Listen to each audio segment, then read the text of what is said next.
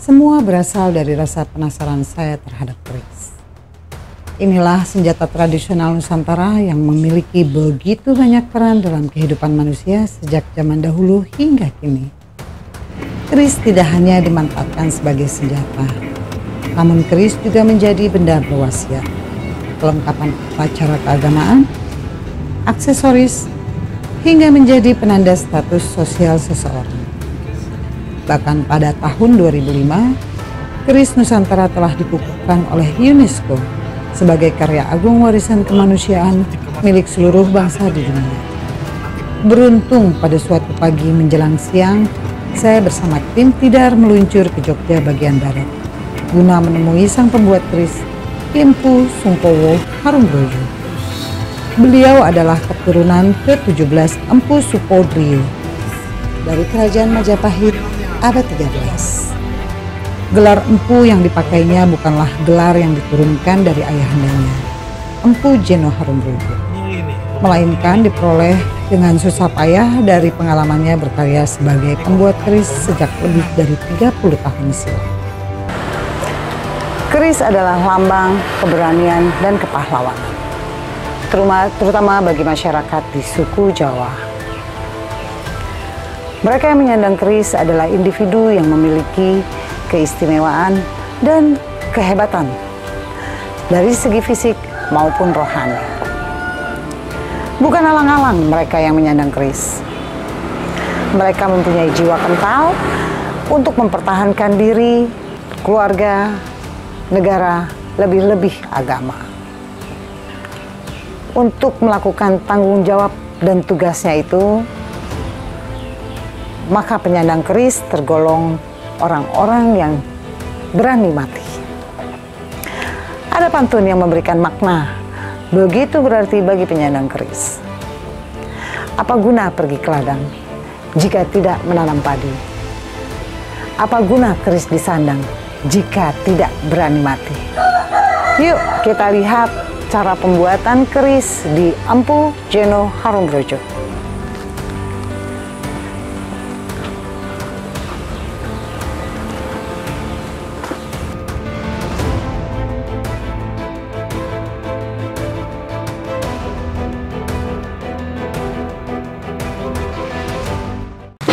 Mari kita langsung berbicara kepada pengrajin keris di sekitar daerah Sleman, Yogyakarta. Dengan siapa namanya Pak, kalau boleh tahu? Perkenalkan, nama saya Sungkowo Harumrojo. Tempat tinggal saya adalah di daerah Ngadak, Sumberakung, Moyudan, Sleman, Yogyakarta. Saya salah satu pewaris budaya tentang pembuatan keris secara tradisional. Jadi saya mewarisi dari mbah saya, ayah saya, juga ke saya sendiri, kemudian akan ke anak saya. Berarti ini budaya yang terus-menerus berkelanjutan ya Pak ya?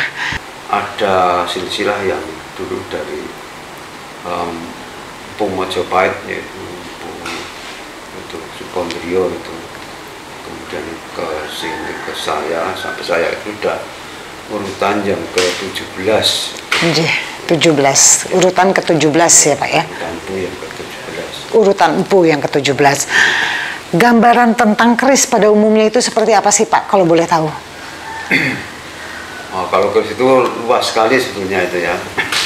Ya keris itu ya apa ya, merupakan warisan budaya, istilahnya budaya tak benda ya, di Indonesia yang sekarang ini sudah diakui oleh UNESCO, dan sekarang di DIY sekarang sudah mulai di apa istilahnya itu dikembangkan, terutama sekarang sudah banyak paguyuban baru, misalnya ada Pameterwiji, Mertikarta, Largangsir, Sinopan Nusantara, SNKI, dan lain-lain, sampai sekarang itu sudah sampai 17 paguyuban. 17 paguyuban ya. Jadi sekarang itu sudah mulai berkembang dari anak-anak yang milenial itu sekarang mulai diperkenalkan adanya budaya keris ini. Mengenai budaya keris ya. Berarti ini jatuhnya sama seperti budaya heritage ya Pak ya, budaya pusaka ya. Iya. Budaya pusaka ya. Kalau pembuatan keris itu wangil nggak sih Pak? Pembuatan keris itu cuma membutuhkan kesabaran sebetulnya. Yang pertama harus sabar, tidak tergesa-gesa. Kemudian buat keris itu harus punya apa ya? Biasanya jiwa yaitu jiwa kesabaran itu kan.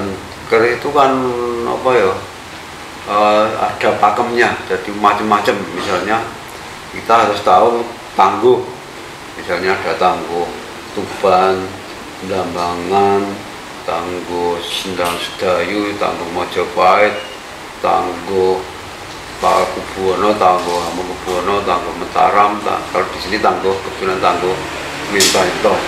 Itu tiap tangguh itu atau model itu mempunyai ciri khas masing-masing. Jadi ya kita harus mempelajari itu dulu kalau mau apa ya, mau membuat keris yang secara menyeluruh.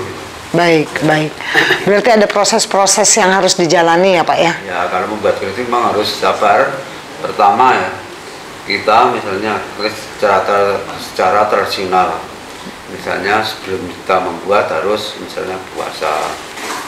Di sini itu biasanya lalu dari mbah saya itu sebelumnya itu puasa 3 hari, misalnya Rebo Pon, Kamis Wage, Jumat Kliwon. Itu kan nilai nebuhanya itu 40. Jadi puasa 3 hari itu mewakili puasa 40 hari. Oke. Nah, baru dari itu kemudian baru kita membuat ubur rampe. Rampe kalau dulu namanya sajen, tapi kalau sekarang itu ubur rampe.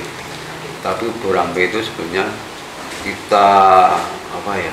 Kita atau kita sedekahkan kepada tangan kita agar pembuatan keris nanti bisa selamat, sukses, tetangga itu ikut mendoakan dan membantu. Baik. Nah, itu makanya apa, ubur rampe itu. Baru setelah itu baru kita mulai ya, setelah kita mulai membuat keris itu pertama kita harus mempunyai watak sabar, tidak emosi. Membuat keris itu syarat utama, kalau emosi harus berhenti atau istirahat. Itu pernah apa ya, apa yang paling penting seperti itu. Ya. Kayaknya mau ngambil ya. Ada tante, iya itu di samping saya. Itu bahan dasarnya itu dari apa ya Pak? Kalau awalnya itu pertama besi, nikel, 3 lapis, jadi ditumpuk terus dipijat jadi hampir titik leleh dia jadi satu. Nanti dilipat lagi sampai 4 kali, nanti bikin lagi sama 4 kali lagi sampai 2 jadi satu. Ganggan, potong lipat 2. Ya. Gabungan lagi. Baik. 4. Nah kalau untuk sampai 256 lipatan. 256 lipatan, ya. Masya Allah. Nah nanti setelah itu diukirnya piye Pak? Ya diukur proses finishing nanti. Finishing namanya. Proses lipat nomornya udah selesai sampai 250 tadi.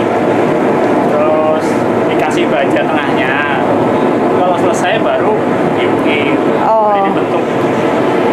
Oh, itu proses finishingnya ya. Berarti dari bahan mentah, dari bahannya, ada bahan dasarnya sampai ke pembuatan jadinya keris itu minimal 30 hari gitu, 40 hari gitu. Oh ya, ada yang lebih lama dari itulah ya. Ada yang juga. Baik, tergantung warisan turun baik. Ternyata tidak mudah untuk melestarikan sebuah wisata secara turun-menurun. Salah satunya wisata yang berbau pusaka atau wisata heritage.